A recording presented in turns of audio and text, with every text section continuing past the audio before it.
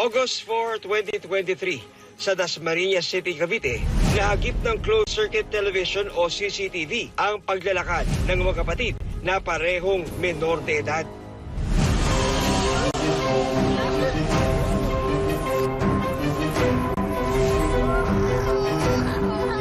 Pero ilang oras ang lumipas, natagpuang walang saplot at naghihingalo dito sa Barangay Burol Main sa Dasmariñas, Cavite ang dalawang magkapatid na parehong menor de edad. Talagang pilit niyang lumaban, pilit niyang mawala sa isang sitwasyon.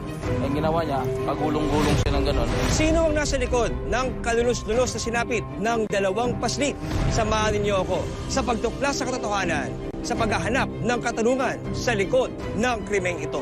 Magandang hapon. Ako si John Consulta para sa Pinoy Crime Stories.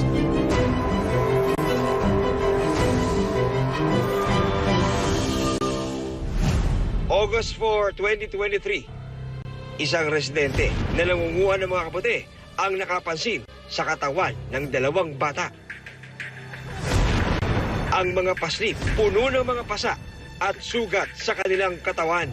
Nung time na yon ay yun nga, napunta siya dun sa masukal na lugar na yon na may yung bandang gitna ay parang bakante, mayroong parang clear, hindi siya matalahib, mababang damo lang. Pagdating nga niya doon, napansin niya na may dalawang bata doon. Bakit duguan kayo? Teka na!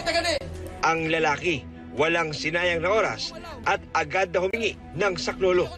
Sabi niya, akala ko nga patay na eh. Nung nilapitan niya, medyo humihinga pa daw, saka gumagalaw. Isa takot niya, pumunta na agad siya sa barangay. Ayan o, tingnan mo. Ay, Diyos ko. Buhatin niya. Sa kuha ng cellphone video ng isang residente sa Dasmariñas, Cavite, makikita ang katawan ng dalawang batang babae na nakahandusay sa talahiban. Dito, nahingi nga siya ng tubig sa akin eh. Ayan o, tingnan mo.